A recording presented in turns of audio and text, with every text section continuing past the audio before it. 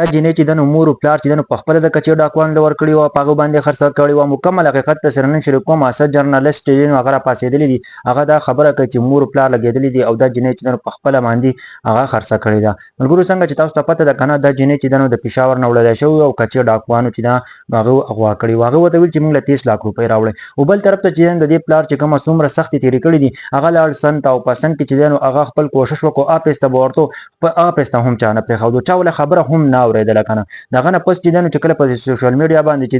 هغه خبر خور شو او دوی چې خپل کوششونه شروع کړل نو بل طرف ته چې بیا خلکو دغه عزت کول خلکو چې هغه ته هرونه ور په غاړه کول خلکو چې هغه چې پروتوکول ورکړل مرګرو تاسو سوچ وکړئ کنه چې یو پلار یا مور ولګي هغه خپل لور خرڅ کی نو یا خلکو هغه پروتوکول ورکړي هغه چې هرونه ور په غاړه کوي هغه اپس تراولي په اپس کې چې هغه ریسپیکټ کوي وای مخکې بچیان چې په اپس کې نه پرې خو دما اوس چې ماته و چې اپس ترازه په اپس کې چې دلته کېنه زموږ ته خبره کو وای مخکې بچیان زما خبره نه اوریدله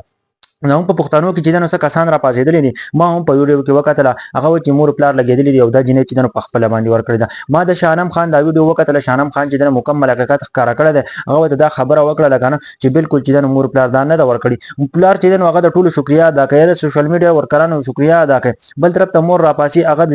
خپل لور چې کله بازیاب شنو هغه د ټولو پښتنو چې هغه شکریا ادا کوي چې تاسو په وجه باندې چې زما لور ماته میلاو شو بل طرف ته هغه جینۍ چې را پاسي او هغه چې د ټولو پښتنو شکریا ادا کوي چې سوشل میډیا تاسو موږ له आवाज شوت کو او نن چې زه خپل مور او پلار خواته یم یار او بل طرف ته څه دي چې کسان نه پاسېدلې دي په دنه نه چې ځان د وایرل کولو د لپاره برا پاسېدلې د څه د لپاره برا پاسېدلې چې هغه دا خبره کوي چې مور او پلار لګېدلې او دا جنې چې په خپل باندې ور کړی دا او دا چې هغه تواله کړی دا هغه نه چې په یغستې دي هغه په دې باره کې تاسو خو د کمنټ ضرور وکړئ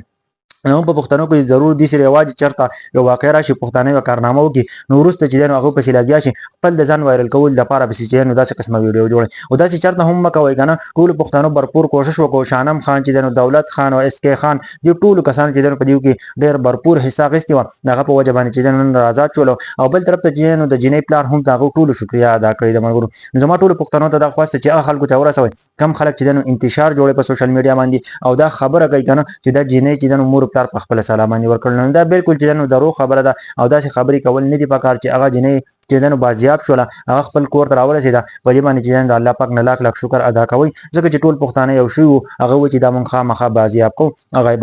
بازیاب کړل نو ټول چې زما ویډیو شیر کړئ ټول پښتنو سره شیر کړئ چې باز نیم خلک جرنالست په کیمرا پاسې دي چې هغه ته خبره ورسېږي